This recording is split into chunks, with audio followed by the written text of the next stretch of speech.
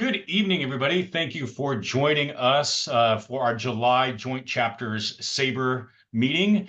Very excited about this evening's meeting. Marlene will share a little bit more about that when she does her announcements and her intro. Just a few housekeeping items. Please make sure to mute yourselves if you are not one of the presenters. We will definitely make sure that everybody has an opportunity to ask questions, make comments later on. But in the meantime, if you can mute yourselves, that would be greatly appreciated. I have a few announcements for my chapter before I pass over to Marlene for hers, and then she'll introduce our great speakers.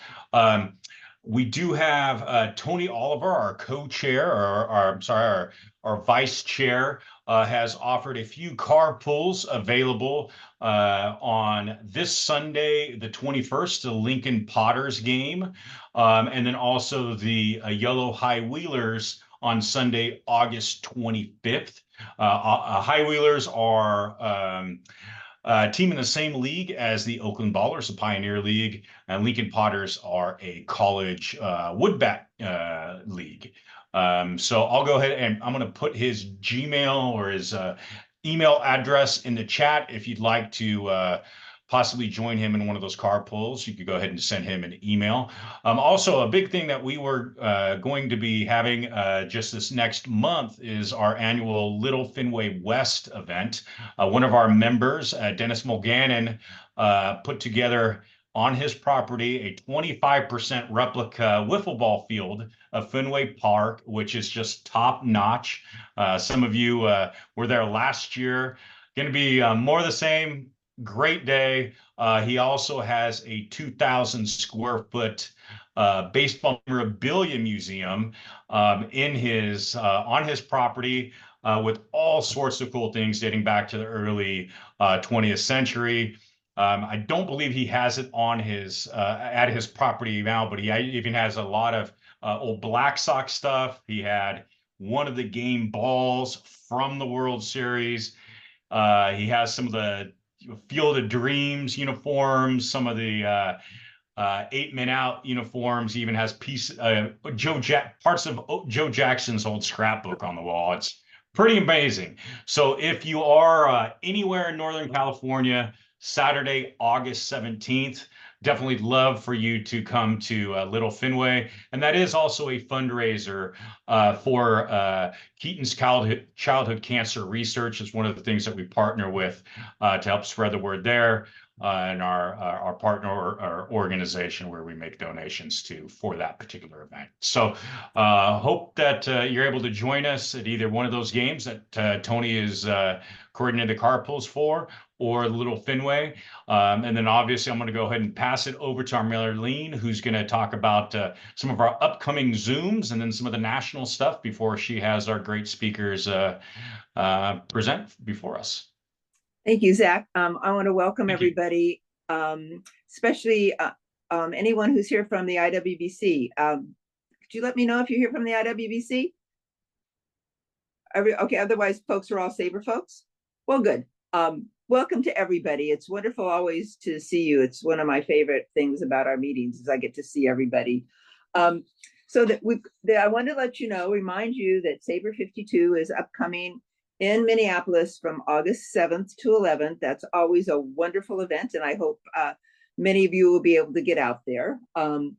Also, virtually in September, the weekend of the 20th through the 22nd will be the 7th annual Women in Baseball Conference. It's co-sponsored by SABR and the IWBC.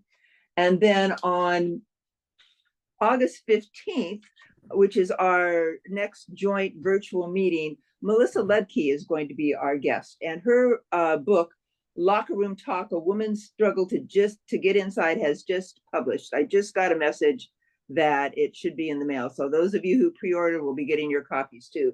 So I'm very much looking forward to having her talk. And that book is about that court case that she entered into to get access to Major League Baseball clubhouses. So baseball, as you all know, gives us many gifts, and it's given me the gift of SABR, and through that gift, it's given me many of you as friends and colleagues and new friends. It also has introduced me to the wide world of baseball history and baseball beyond, the major league ballparks. And tonight we're going to have a little mini history lesson about women in baseball, which is a big part of baseball outside of those major league ballparks, both the history and what's going on these days. So I am delighted to introduce you to my friends who probably don't need much of an introduction to you all, but Leslie Heaphy. Where's Leslie? Leslie, as many of you know, is a longtime SABR board member and currently the outgoing vice president. She's the chair of the SABR Women in Baseball Committee, and she's been in that position for many, many years. Her areas of research are not only women in baseball, but also she does a lot of work with Negro Leagues baseball, and just recently helped put together the new exhibits at the Hall of Fame. So Leslie's going to talk to us a little bit about the history of women in baseball. And then Ryan Woodward, who is up in the corner on my screen, is the creator of Women in Baseball Week, which is an annual celebration of the game worldwide. He is also the IWBC's current project director. And Ryan's going to talk to us about women in baseball, and he's also going to share with us a wonderful resource called the Women's Baseball Heritage Trail. So it's a map of important sites around the nation and around the world for women's baseball. And we're going to finish up, last but definitely not the least, with Kat Williams. Kat, as you probably know, is a member of the SABR board. She's also the CEO of the International Women's Baseball Center. She's a recently retired professor of women's sports history from Marshall. She's the founding president of the IWBC, and she's written several books, including a book that's coming out next year on Maybelle Blair, who you probably all are familiar with as a wonderful player from the All-American Girls Professional Baseball League. So I'm going to turn this over to Leslie to get us started. Ryan will go second, and we'll finish up with Kat. And we'll have plenty of time for questions. I think at the end, if that's okay with everybody. Sounds good. Thank you again. Thanks for joining us. And thanks, Leslie and Kat and Ryan, for being with us tonight.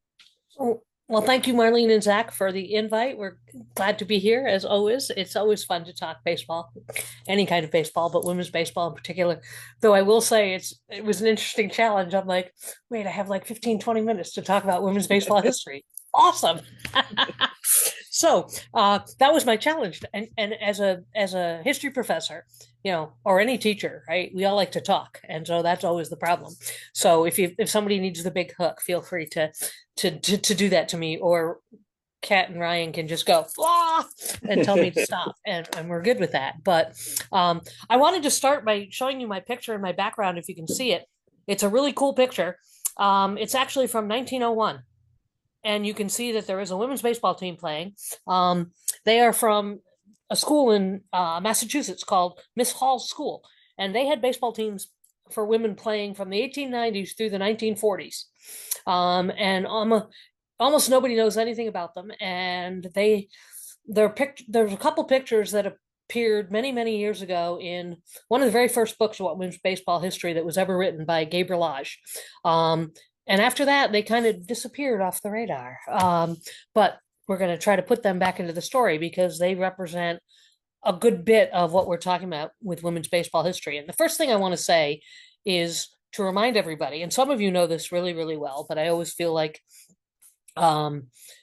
this is an important thing to remember. And that is that so much of the time today we hear that, oh, women's baseball, it's as if this is a brand new thing. I am here to disillusion you of that, right? The idea that women have become part of baseball history and is not a new thing at all. Women have been involved in baseball from the very, very beginning, both in the origins in this country, and if we look at the origins in other countries, we know that to be true. I always say to my students, it's not a gender thing that only guys can like baseball, and so therefore only they can play, right? It's a construct of society, and that's a whole nother lecture. But the whole idea that women, and when I say that, we're talking about in every aspect you can think about. And what we mostly focus on, and that's obviously where I'm going to, is the idea of organized baseball. And when I say organized, I don't mean major league. But I don't mean going out in your backyard and playing, because we've all done that, right? And so we know that that goes on and has gone on. So it's always surprising to me when people sort of have this revelation that, oh, suddenly women are interested in baseball, as if that had never occurred to them before. If you have brothers and sisters, you played, right? But the true sense of, in this country, women's organized baseball in any sort typically starts in the 1860s. And it starts with colleges, okay, and schools. And the very simple reason for that, which people don't often think about, is because we're talking about women who, we don't often think about this way, but I think it's interesting that they are breaking a barrier. Even if what they're being taught in school and things we would today look at and go, oh my God, that's terrible. They're just being taught, right? They were still, for the time period, breaking barriers, right? They were stepping out of and so it's not a surprise that women's baseball is going to start at colleges. And most of us know it starts typically at Vassar in the 1860s, but there's a whole gamut of women's college baseball. And then, like this team, this is not a college team. This is a prep school, finishing school kind of idea. So they're younger than that. Also playing in the 1890s, the early 1900s. And so there's a whole history involving lots of women's colleges. And it's funny to think about, this is in the 1860s, 1870s, 1880s. And here we are in 2024. And suddenly we're back to seeing college women's baseball being, and to some people, this is my point, as this new revelation. It's not. It's taken that long to bring it back to that idea, but it's not new, right? And so the college baseball clubs that are in existence today and have been playing since just before the pandemic, and now have their own little tournament and it's growing, that's not new. It dates back to the 1860s. So we start with the college game and lots of fun history there. We move from that, as it gradually starts to expand, into what were known as the Red and Blues. And all they were teams that wore red and blue socks, red and blue hats, or red and blue belts. And it was that simple. And so you could have the Philadelphia Reds and the Baltimore Blues, or you could have 3 Baltimore Blues teams. And nobody really knew who they were beyond that recognition. And often these are the teams that were considered to be a little bit more on the entertainment side and a little less on the baseball side, because they very much drew in a lot of the vaudevillian audiences, the idea that people wanted to be entertained. And so for some people, that's why they think baseball for women was never a serious idea. It's not true, because as the Red and Blues started to take off and sort of filled this niche, there's also then on the other side what became the bloomer teams. And those are the 1890s through the 1930s. And that's where we really see some really serious women's baseball begin to take the forefront. And there were bloomer teams pretty much all over the country, from East Coast to West Coast, North to South.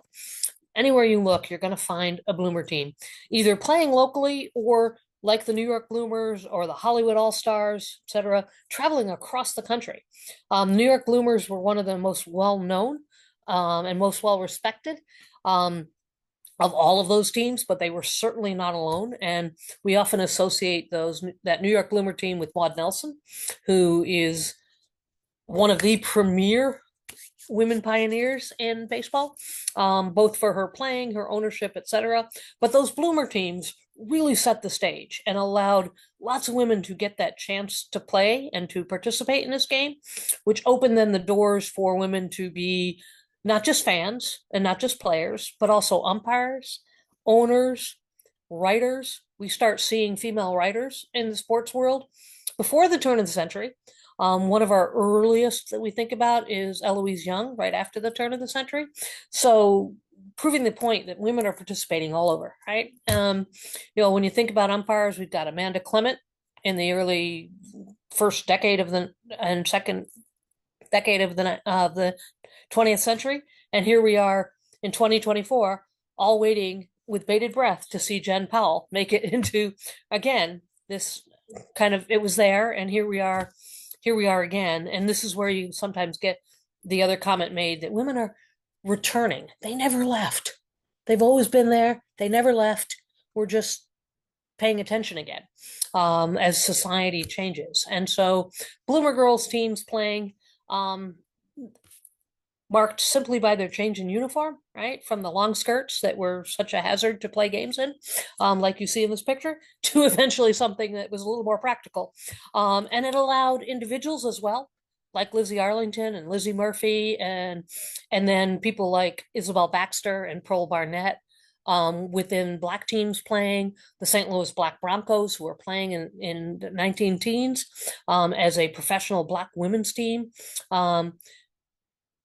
Yes, Alta Weiss's team. That was actually not a Bloomer team. Alta Weiss's team was a team that her father bought and paid for so that she could play. And it was a primarily men's team where she was, like Lizzie Murphy and Lizzie Arlington and others, the one, but she was the star. She was the player, and that hence the name, the Weiss All-Stars, for that particular. I was looking at the chat, sorry, it popped up and caught my eye. As I was like, ooh, what picture is that?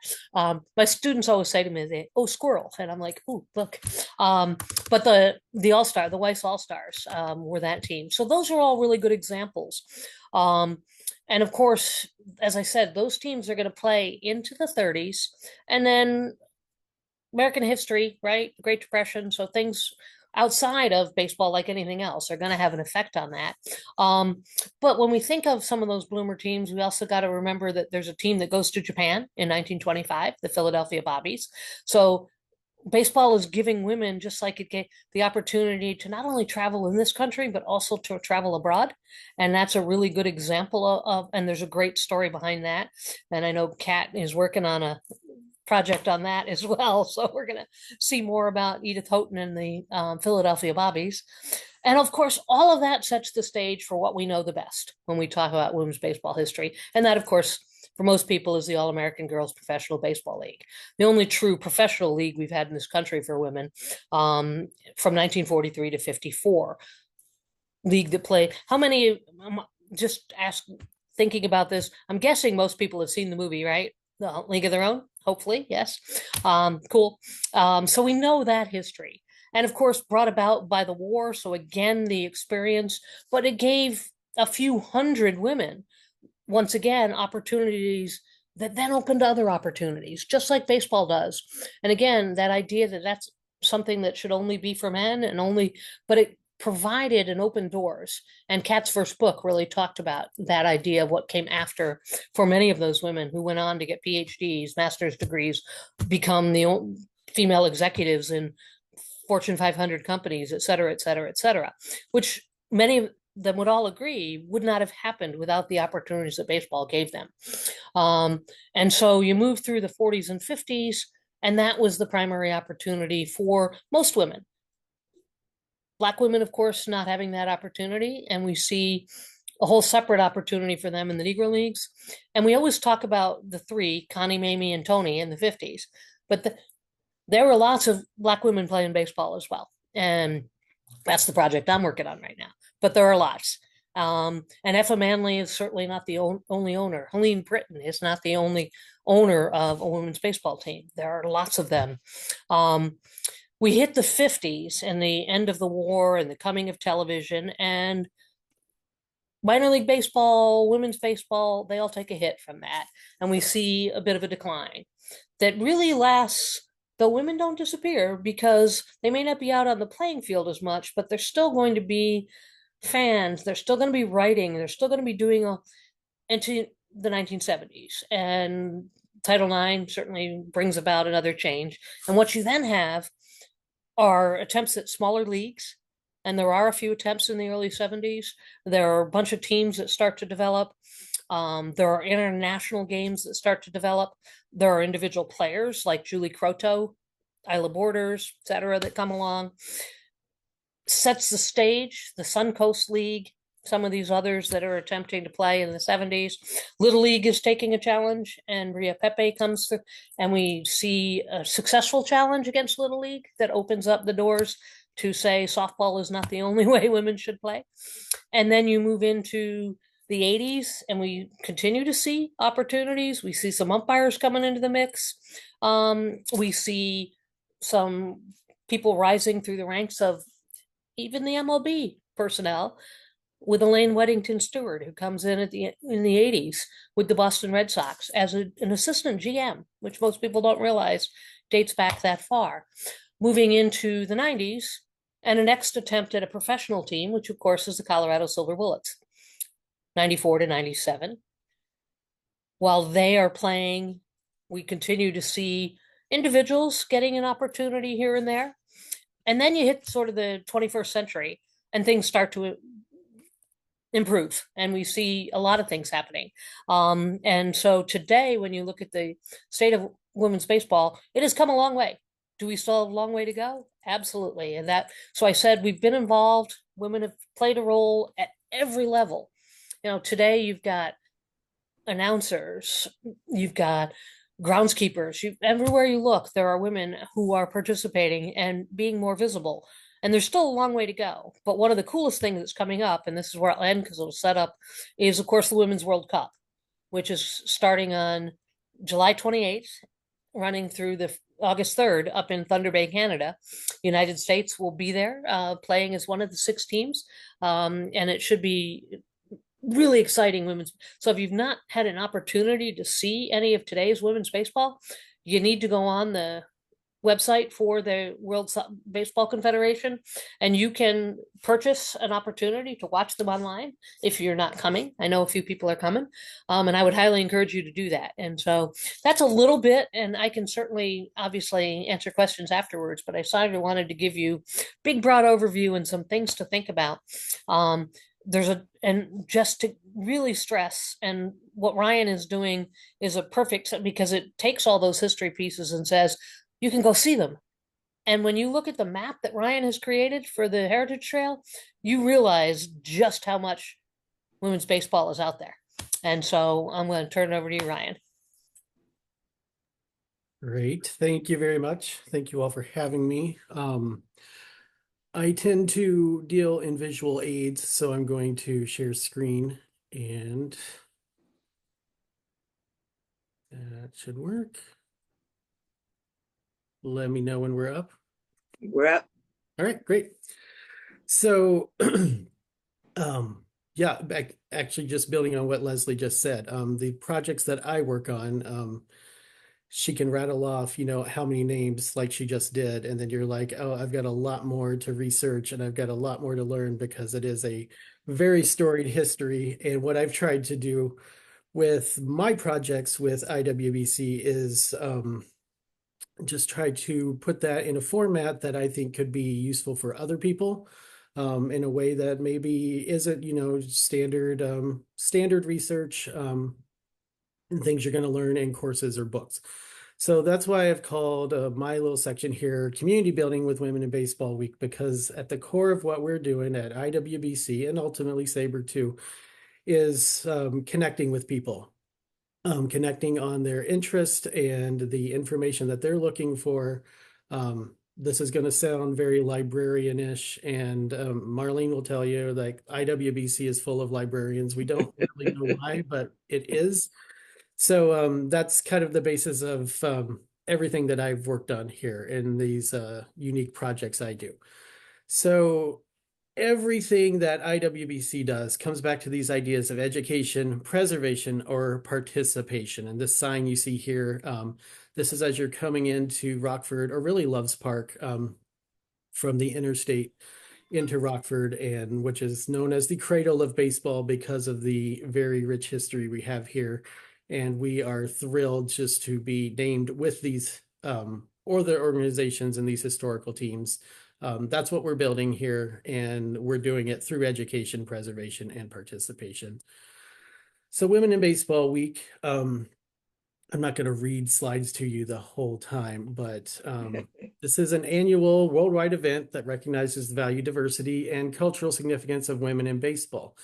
So how this started was I joined the IWBC board in July of 2016, and in my first year, I was kind of, laying low and just feeling out how the organization works to see where I really wanted to fit in, what I could contribute to. And there was this idea of how do we create further awareness about our mission, and how do we reach other people, and how can we do that with very little cost. So the idea came to me to let's have basically a social media awareness event. We decided on a week that was a good amount of time. We were going to do it in the summer, just in the middle of baseball season. And so that's where Women in Baseball Week came from. There was no real agenda to it. There was no wrong way to participate. We just wanted people to join us, add your voice to the group and be seen and acknowledged during this week. So I'm sorry, I'm moving my own Zoom around on the thing so I can see the screen. So what was the reason of doing this? Well, as I said, furthered our mission online, created awareness campaigns around women in baseball. The big point I was trying to make in the first year was to celebrate women in baseball beyond the playing field. And what did that look like to me? Well, I was finishing library school at the time. So libraries and archives, museums, different exhibits that are up places. This is where I live. That's definitely where I was in 2017. And there had a lot to offer about women in baseball content that you ordinarily may not think about. So what better way to create that awareness, especially when there's not a professional league here. There's not, half the people you talk to don't know that women play baseball. Well, all of these things demonstrated that women are involved in baseball at all kinds of levels. So team staff at different, professional teams throughout the country, umpires and other officials, and halls of fame. And ultimately, this was just to build a supportive community, let people know they're not alone, and we're all in this together, both locally and internationally. So my very first year, I like to talk about, I was hoping a couple of libraries would post about this. Maybe some teams that I had met along the way would share some social media. The very first social media post I saw on the very first day of the very first Women in Baseball Week was from the St. Louis Cardinals, which was as cool as it was jarring. They had an exhibit at the time for women in the Cardinals organization, from owners to people who had worked on uniforms, people who had staffed the organization throughout its history. And this was the very first post I saw, which was pretty amazing. The other things it leads to, there's a book display that was at Carnegie Library of Pittsburgh, where I was interning at the time. They did that. I just asked and they did it. So there it is. And a couple years later, you start to see, this was a women's national tournament in Great Britain. Either the first, or it was the first in many decades. And IWBC was part of that. This was a Women in Baseball Week project for them. How cool is that? It's taken off, and women's baseball in Britain is still in pretty good shape ever since. So this year's theme is Read Baseball. We're kind of going back to the first year of really supporting the books and writers and libraries that reconnect, record our history, honor our history, and take care of all that. So I've listed here some of the organizations that participate every year. You can see them all there. It's a lot of public libraries, a lot of academic libraries, museum collections, and we're lucky to have their support for a couple of years now. I always have to include this picture of this cat. If anyone's not familiar, Center County Library is a public library in the middle of Pennsylvania, very close to Penn State University. And one of their librarians was charged with marketing and how do we increase circulation among their materials. So she started dressing up her cat and pairing him with this is every Saturday. You'll see this cat in some kind of costume paired with a book. The crazy thing is this has really taken off. This cat is he's Instagram famous. We can at least say that.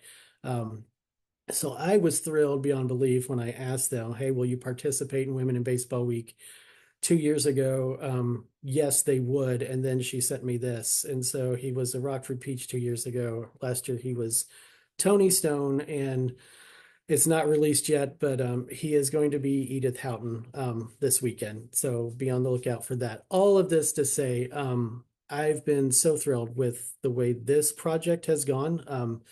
It's different every year. Like the first year was we just took whatever we could get. The second year, out of nowhere, all these youth teams started participating. Then podcasts got involved. Another year, international teams. You just never know what direction it's going to go. And the fact that I got Horatio, the library cat, to get involved for 3 years now. It's kind of, I can almost retire from this project because I don't know that it's going to get better than that for me. But anyway, that's what Women in Baseball Week is. It starts this Sunday. Again, there's no wrong way to participate. Some people do events, some people just post on social media. All of it is good, all of it is welcome, and all of it is appreciated because you are demonstrating to other people that this is a pretty large network and it is worldwide, and it's going to keep growing every year, and we're excited about that. So my second project related to all of this that I wanted to talk about is the Women's Baseball Heritage Trail. And you can see here, these are some of the spots on the trail in my image there. The whole goal of this was just to capture all of the significant sites where women's baseball took place or is being honored, talked about, educating other people on the topic. So what's on the trail? I've listed some things here. Again, significant sites, ballparks, different historic markers, halls of fame, grave sites even, where you can learn about baseball. Archives, museums. So you can see how this ties in a lot with what the goals of Women in Baseball Week too, as far as who we get involved. This is just an example. I thought about, let's go into the trail tonight live and look something up, but I know anytime you plan on that, just technology will fail and make us all look terrible. So I'm just screen capturing here. But I do encourage you to go onto the trail and play around with it later, just see what you can find. So this is one example. The Newark Public Library has Effa Manley's papers from when she was running the Eagles. So as you can see there, it includes letters, rosters, biographies of players, and just a lot more. So that's a great resource to have. It's in a public library, and that's the type of thing, if you're really into researching her, you would have found eventually, but why not have all this in a place where you can find it much more easily?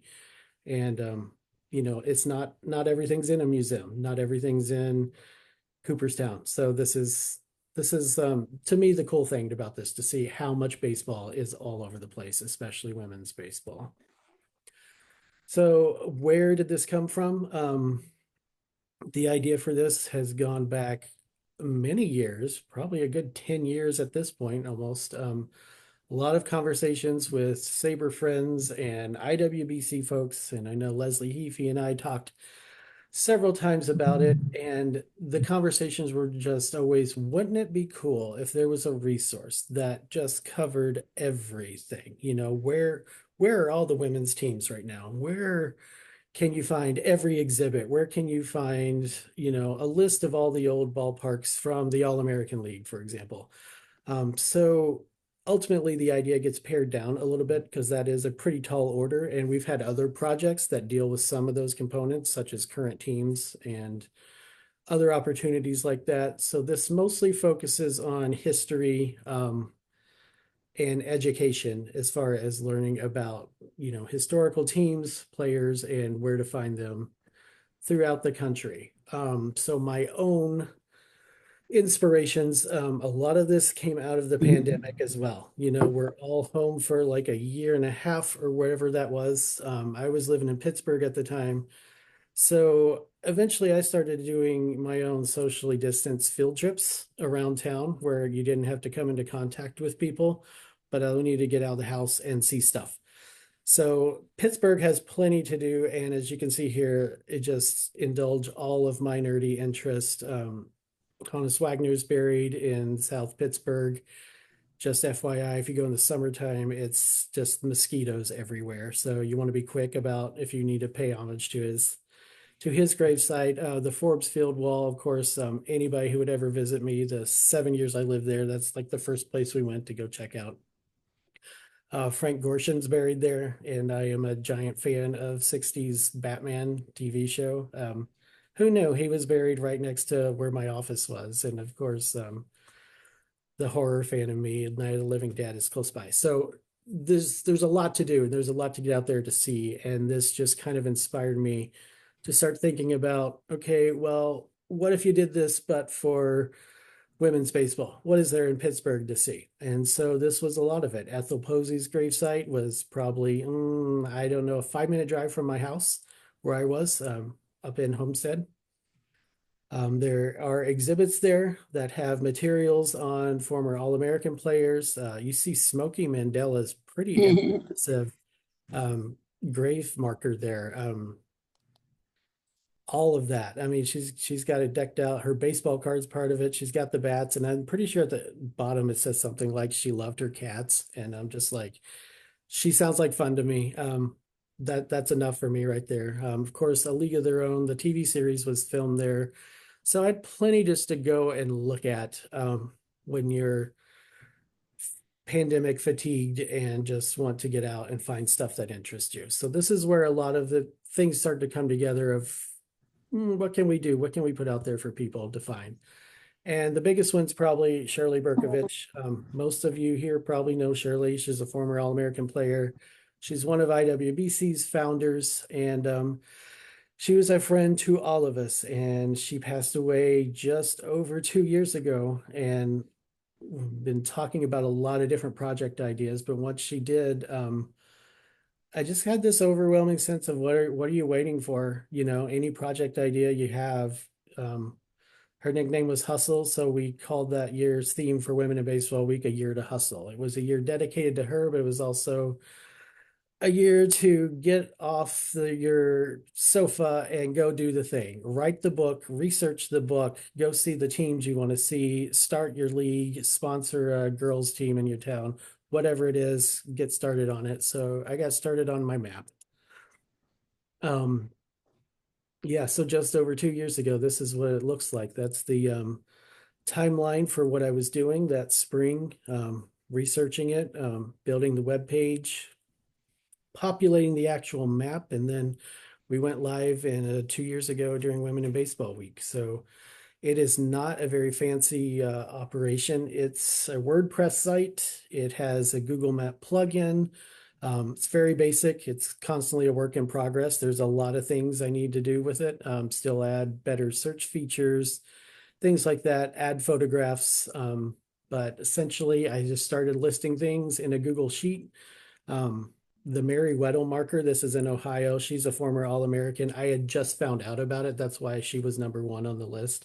And then I just started doing things that were either close to me or that I knew about or I had pictures of, and just went from there.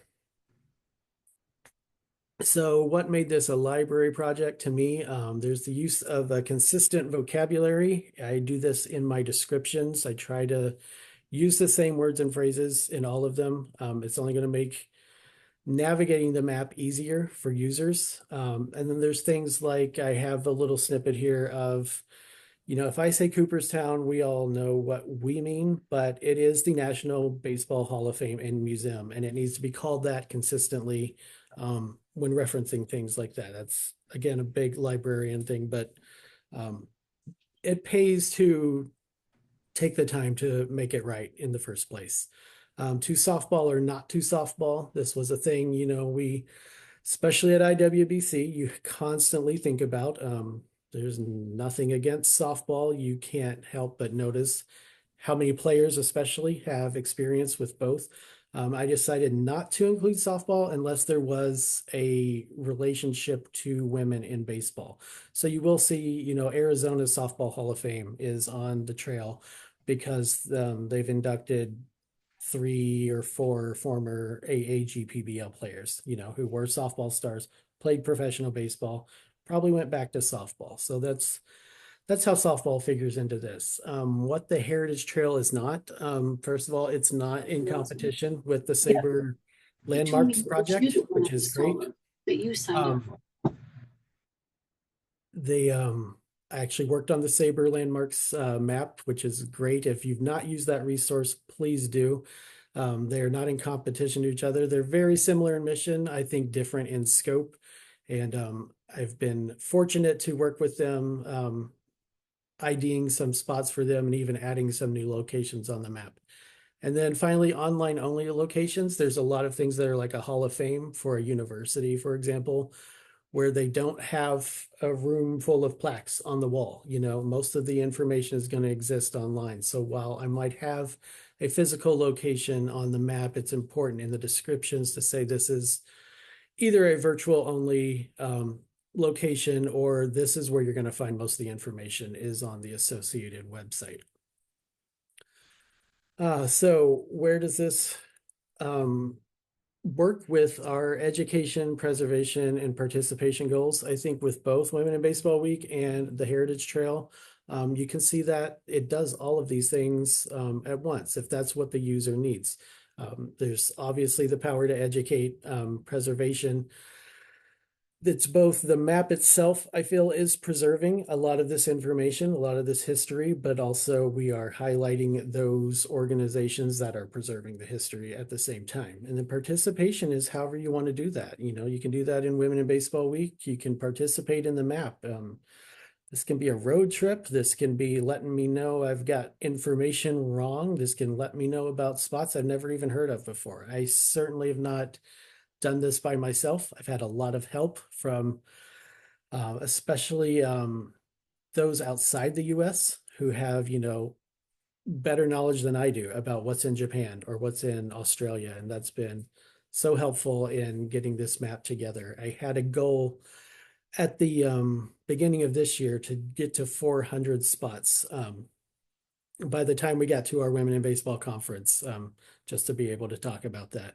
And I just passed 450, and I've been excited, and I've stayed up way too many nights lately, just finding new spots, but it's so cool when you find them. Builds and maintains relationships with the baseball community. It's fun to find out what's close to you. That's why I've included this picture here. Again, I can't click on this. This is just a screenshot, but this is what is in your area or our host areas tonight. There's a lot of things there. There's Hall of Fames. There's maybe former ballparks. It's a fun thing to play around. It's an easily managed project for me. Kind of just take this as it goes, and there's not an end goal to the number of spots we need on the map. Just as soon as we identify them, we're going to add them. And then finally, you know, representation matters. People need to know that women's baseball happens in all these places, or who these people were, or how you can contribute to, you know, the next generation that's going to take on this. So there are links. We can share all this later too. I'm sure we can. And this is where you can find us, though. The map is on Women in Baseball Week website, and there's links on IWBC's website for that as well. And we're on most of the social medias. And I think that's where I'm going to leave it for now. And like Leslie, I'll take questions at the end or put questions in chats. And thank you. Thank you, Ryan. There are many of you on here that I have not met. And so it's nice to meet you. As you can tell from Leslie and Ryan's presentations, there's a lot of women's baseball, women and girls in baseball history. There are a lot of physical locations. It's a big story. We are constantly saying to people, girls and women have always been part of the game. There's never been a day, a second, any time when women were not involved in baseball. And this is true internationally, and it's especially right now true internationally. In February of 2014, I sat in Maybelle Blair's living room with about 6 or 8 people, and we, after a lot of frustration, created the International Women's Baseball Center, because we knew all of this. Not the whole history, but we knew that women had always been part of the game. We also knew there was no home for women in baseball. National Baseball Hall of Fame they do a good job of representing women, but it is a Hall of Fame for men and for Major League Baseball. Little League has Williamsport. Women did not have a home. There was no place where we could preserve that long history. There was no place where we could create that museum, create that educational center, and then use that history to then inspire and help to create new teams, put girls and women on fields, but more than anything, show those girls who want to play, who have played, who want to be part of the game, that they're not alone. Instead, they stand on the shoulders of greatness. And what came out of that meeting in 2024 was the International Women's Baseball Center. We are now 10 years old. We have grown from sitting around a living room and we all put in $20 to a very successful international organization. And there are a lot of reasons for that. Several of those reasons are on this Zoom right now. But a lot of it is also because we found a home in Rockford, Illinois. And there we own property. We run Bayer Stadium where the Peaches played. And one of the things that we're able to do because of that property, because of where we're located, is we're able to bring what I think of as the three pillars that we stand on: education, museum and archives, and then on field. And we do it all right there together in that one campus area. We are working to build a building on our property, but in the meantime, we sponsor a lot of girls and women in all aspects of the game. The most important thing to know about the IWBC is that we believe that girls and women in baseball now have a home, and that is in Rockford, Illinois. And part of the reason for that, as I say, is the IWBC, but we didn't do it by ourselves. Rockford, Illinois stepped up. A lot of SABR members stepped up. A lot of other organizations stepped up. And so what I want people to know is, first of all, there is an organization called the International Women's Baseball Center. And our primary focus is the preservation of the very long and illustrious history of girls and women in all aspects of baseball. But it's not just about building a museum where we have some baseballs and we have letters and we have programs and they're all under glass and in acid-free folders. Yeah, there's going to be some of that, but more importantly, we're going to take those stories. We're going to pull that history out of the dark corners and bring it out of there, and we're going to show it. We're going to use it. We're going to use it to inspire girls who maybe already want to play, but there are millions that they just don't even know that's an option. So we believe that it is impossible to inspire, that it is possible to teach independence and strength and build strong leaders through the sport of baseball. That is the primary goal of the IWBC, and we approach that in a lot of ways. What Ryan is doing is two examples. It's the use of that education, but it's beyond that. It's just simply letting people know it exists. We're not just talking about the history, we're talking about the present. And that is a big part of what Ryan's projects are doing. And of course, every time Leslie opens her mouth for even 5 minutes, we're all smarter because of it. And knowing that history, telling people about that history, showing them on a map That's what the IWBC is about. But it's also about then, yeah, we want to put girls and women on a baseball field. We want to use education as the way to show them they have a past, but they also have a present and a future. And let's say some girl is interested and wants to be part of it, but maybe physically there's some reason she can't play. Well, are you good at math? Let's teach you to keep stats. Well, what I really want to do is be on television. Okay, then let's train you. Let's teach you how to call a game. Well, I want to umpire. Okay, we have one of the best sitting right here, and she serves on our board, and Perry Barber.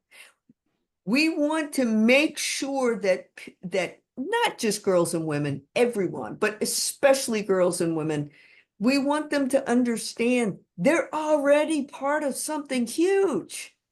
We have always been there.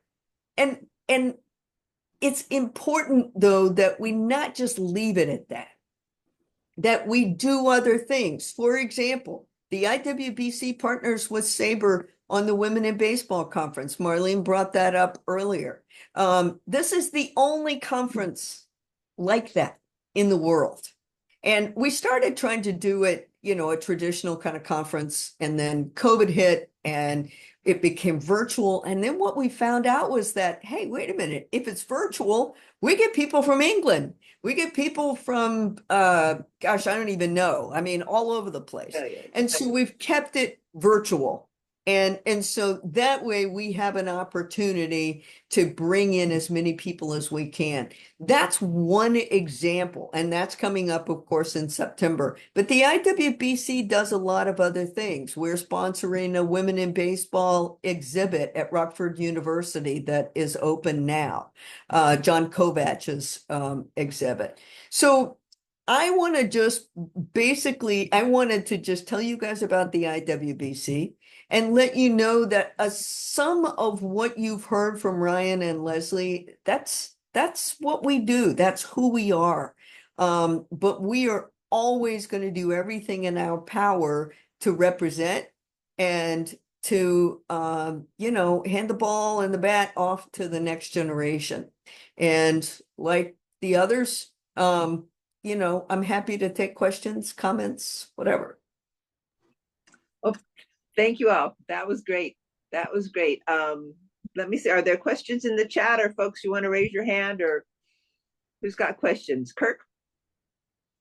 Yes, very much. First, thank you very much for speaking.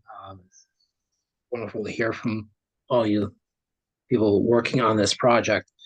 I have a few questions. One, I was born and raised in Dutchess County, New York, just near Vassar College, one of the first organized teams of women in baseball. I was curious about information you can provide if I can find further information or books about them. Would the IWBC site would be preferable, or?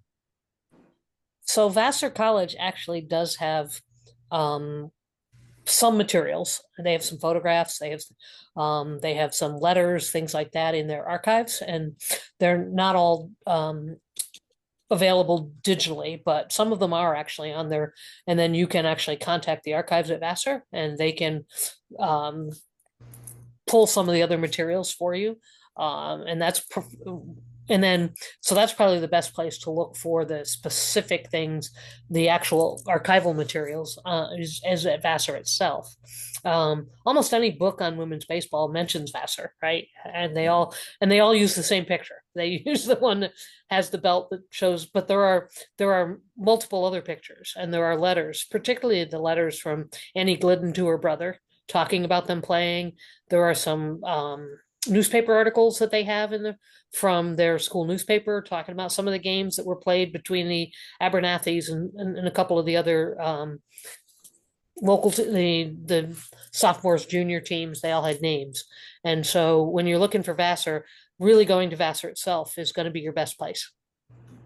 There's not really a book that has been written about Vassar No, simply because unfortunately, when we're talking about the women, just specifically on the women's baseball side, the real source is Vassar itself, and there's just not enough to really develop something that in depth. And I've looked at a couple of, there's not really a good strong history of Vassar College itself either that talks about any of their sporting activities, things like that.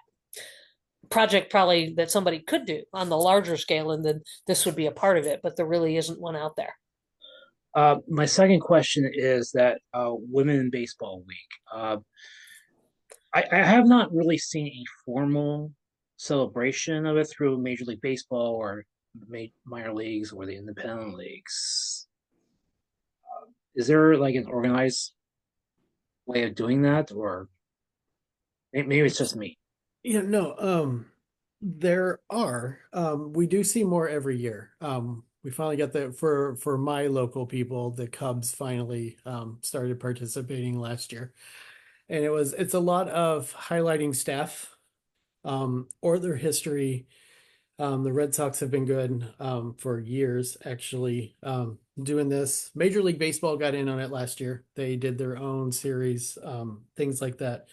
As far as an overarching, it's difficult when there's not really a singular event, but I kind of like it that way because I want people to do this how they want to do it. Now, we do have some detractors who see this as, patronizing or just placating, and oh, you trot your women on staff out once a year and you clap and you throw a hashtag on it, and that's supposed to be good enough. I mean, that honestly has nothing to do with us or what we're doing. We're not telling people how to participate in the week, and if anybody has hurt feelings over Women in Baseball Week, they can talk to me about it. But we reach out to places all the time, and MLB is interested in increasing overall their participation in it. It's just the timing of a lot of things, and meetings with a lot of people have to happen first. But it is there, and it does grow every year, even if it's just one team at a time. Yeah, I do see a lot of growth through the Negro leagues. A lot more pay attention, and it's much more faster than women in baseball. I know the executives and coaches are like, what the All American League is from time to time, yes, have attention, and then it goes away. Yeah, and especially in the anniversary years, right?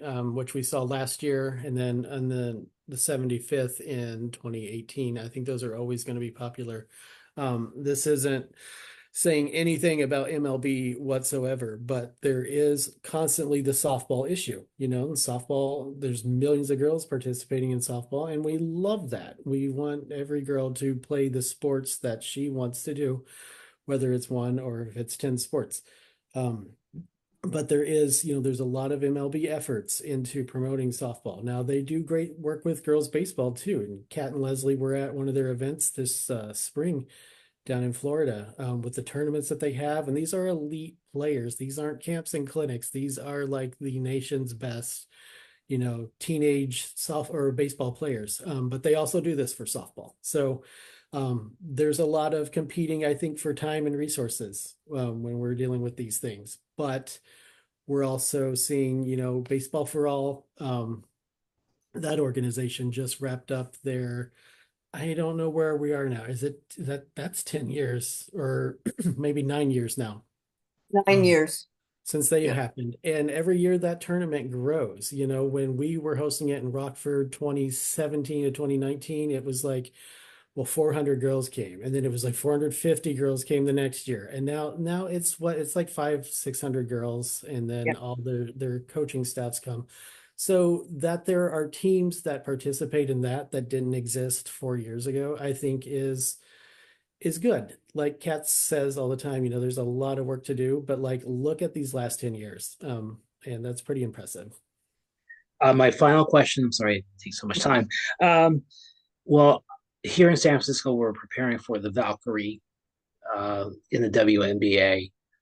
There's been a good strength with the new professional women's hockey league. Is there a possibility, or will it be a possibility, of a women's organized league? There has actually been a number of attempts at that, and there is currently there are folks attempting to do that. Like anything else of that magnitude, you really have to have one or two major sponsors, Major League Baseball maybe, or something huge, because that's a big project.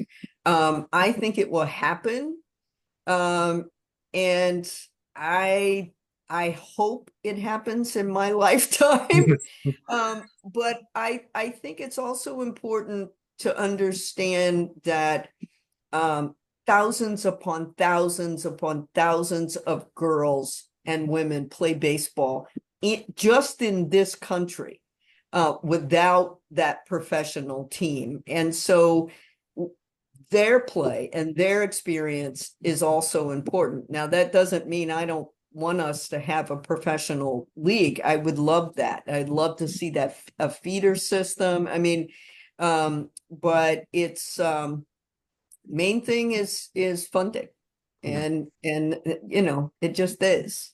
So I know that they tried in Japan, an effort in Japan, and I know national is going to be very big and expensive. Could we have like a regional league, like the Pacific Coast League back in the early days, or yeah, it's That's still probably- quite expensive. Yeah, many. but that's probably going to be where, and that's kind of where the Yeah. emphasis is right now, is on Yeah. a little bit more of that idea. It's what Australia has been able to do, and Australia does have a professional women's league. And Right. Japan, of course, still has a small, very small version of that, and it is growing it back because they've had two professional women's leagues in the past. I mean, I would agree with Kat. It's about money and sponsorship. It's about, and some of that is really convincing entities like Major League Baseball and others that their sponsorship dollars are going to get a return. And sometimes are they going to get the return when they have this much money to put into something, and they're going to put it here instead of here. And that's part of the difficulty. Thank you for all those questions, Kurt. thank you. Do we have other questions? Perry? Maybe it's, oh, shoot. Am I still there? You are. Okay. You're good. Maybe not so much a question as a comment.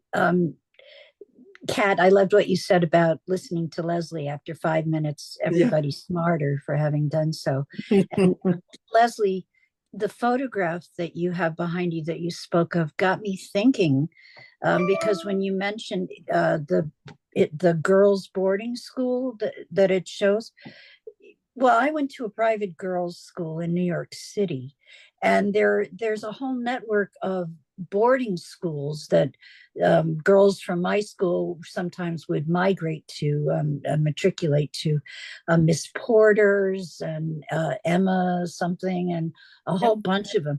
And I was just thinking, because I was looking at that picture and thinking what you said about the college tournaments, and how everybody knows about the Vassar Resolutes and that women were playing in college, even though not, wasn't really a big deal.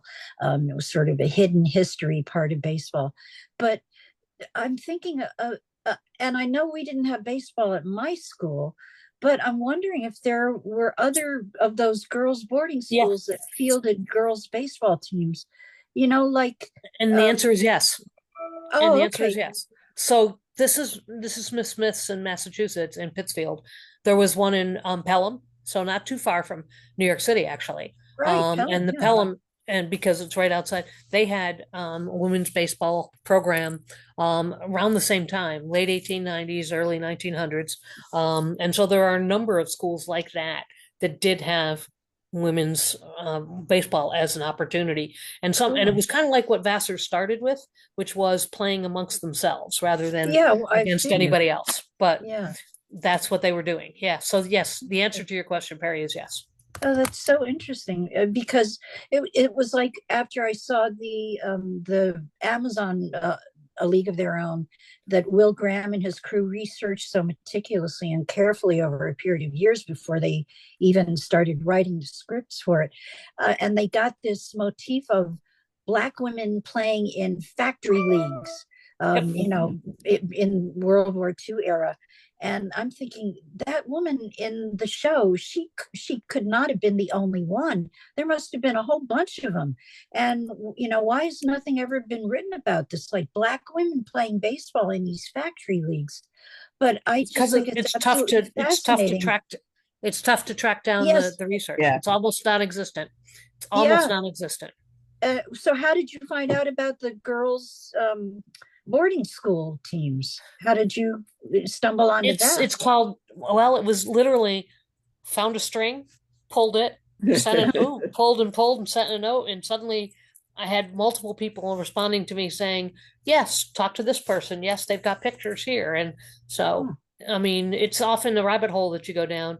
I ran across a picture actually about an exhibit that had almost nothing to do with women, but in the corner of the picture was this tiny little picture, and I was like, ooh, that's a women's baseball team.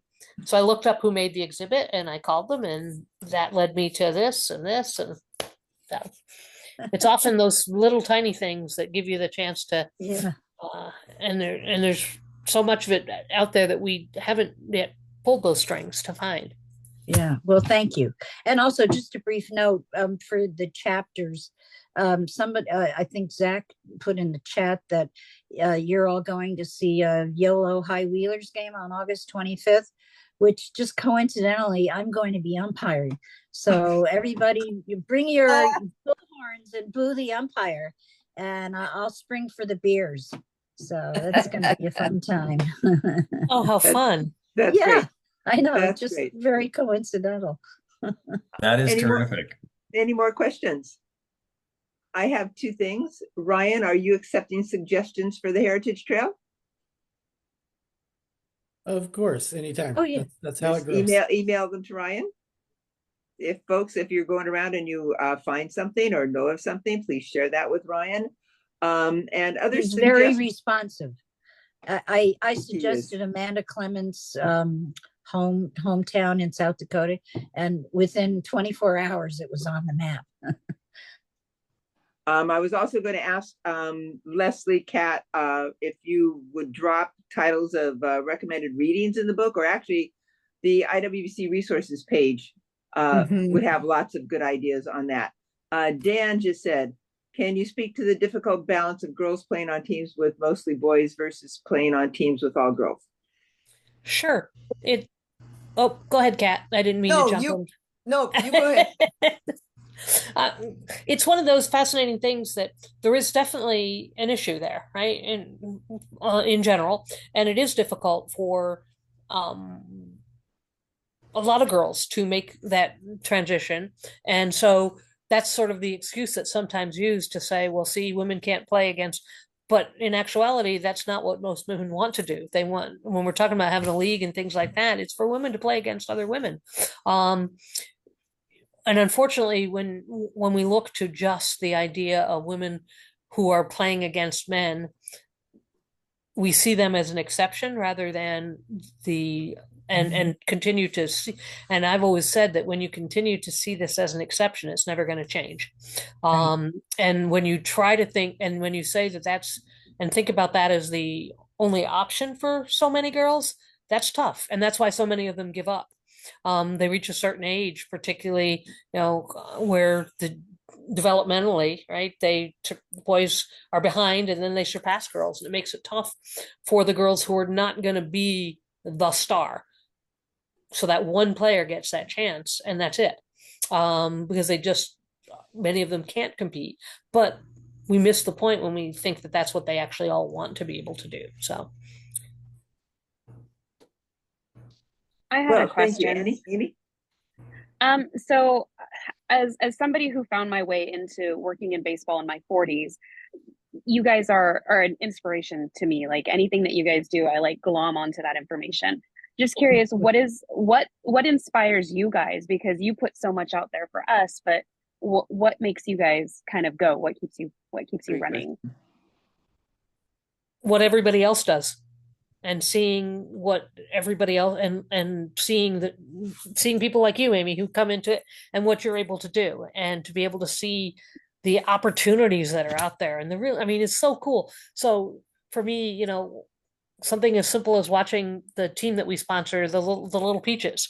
These are little, and they're having a ball up. And I'm like, what is better than seeing those kinds of opportunities, and to realize, even on the smallest scale, that you might have played a part in that, but is kind of cool. But it's just, for me, it's that kind of thing. It's also, what I just said. So when I discovered this team and found the picture, I was like, oh my God, that's so cool.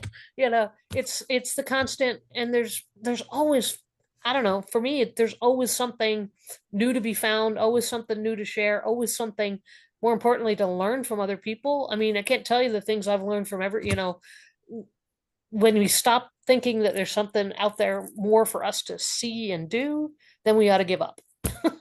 That's just my. Yeah, I was able, about a week ago, Ryan, I was in Rockford, and Ryan and I went to the Little Peaches last home game. Hotter than hell out there. But I have never been happier in my whole life. I mean, that's why we do what we do. And those girls, we sponsor their uniforms. Well, we had girls coming up and thanking us for, buying their costumes, some of them said, but I got the point. And the other thing is, some of those girls are actually good athletes, even at age 11 or 12. And they may not be all-star baseball players, but now they know they can be on a baseball field. They know that they can be, if they want to, they can do that. And the IWBC helped make that possible for those girls and for those parents. And that, to me, makes it worth it. And just seeing, whether it's the Little Peaches or the girls that are playing with Baseball for All, some of them are 10 years old, and they love it. They absorb it. They eat it up. And we're not doing it by ourselves, but we're helping to create those opportunities for them. And that then will lead to opportunities like yours, Amy. Ryan? On the spot, I got to follow them up. I'll just say, you saw my nerdy interest in Pittsburgh that I was exploring. It runs the spectrum of just stuff, but that's a big reason why I went to library school, honestly, because that was a place where I could find what I was looking for, no matter how off the wall it might seem. And then it just became this idea of, I wanted to help other people do that. And I want other people to just find out what they're good at. And you got to try these lots of things. And that's exactly it, what Kat was saying about our Little Peaches. I know there were some who played last summer who aren't playing, but you know what? They're playing like youth hockey now, and they're getting like girls only hockey teams started in Rockford, because that's a big thing here. And I love that. Maybe never set foot on a baseball field again. I was not an athlete. Different things just get a hold of you, at certain points in life, and you want to make the most of it, and you want other people to find their way through it too, because and what else is the point if you're not, doing what you want to do and learning what you're good at? So that's where it comes from me. I know that's more vague, but that's it. Oh, that's a great way to wrap this up. thank you for just a wonderful evening, Leslie, Kat, Ryan, Zach. Thanks for tech support. We're sorry you dropped off and came, but you came back. You know, the meeting will be recorded, and the link to the YouTube page would be posted in a couple of days. It's on the Dusty Baker-SABR YouTube channel. It's pretty easy to find. But I want to thank all of you for spending the evening with us. It's just been a wonderful conversation. Learned something. 5 minutes with Leslie, always learn something. I think we should write that one down. But thank you everyone for your time tonight. Look forward to seeing you at upcoming chapter Zoom meetings or at the IWBC SABR Women in Baseball Conference. Just a big thanks to you all. You know, you're kind of why we do all this is, you know, we get to share our love of the game in so many different ways with so many different people. So thank you all. Have a good evening. Thanks for staying up late with us, you East Coasters. Appreciate Thanks it. for the invite, and thanks everybody you. for letting See you us next come time. and chat. Thanks, Yep. Zach. Everybody. Bye. Bye. Yeah. Bye. Good night.